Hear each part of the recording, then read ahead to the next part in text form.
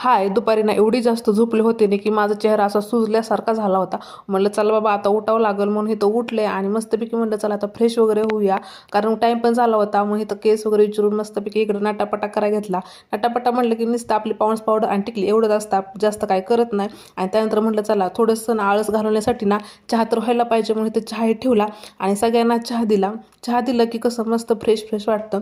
आणि त्यानंतर मग हे म्हटले चल भाजीपाला आणूया.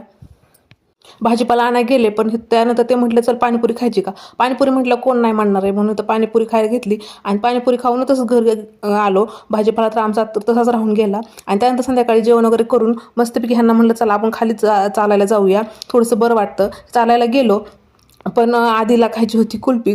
त्यानंतर आम्ही गेलो आणायला, कारण आम्हा दोघाला पप्पाच्या खिशाला कशी कात्री लावायची आम्हाला माहिती आहे. मग त्यानंतर आम्ही कुल्फी घेऊन आलो आणि मस्त अशी एन्जॉय केली. आधीला तर एवढी जास्त आवडते ना, आम्ही दोघं हावरटे आईस्क्रीमसाठी. चला तर मग भेटू उद्याच्याला.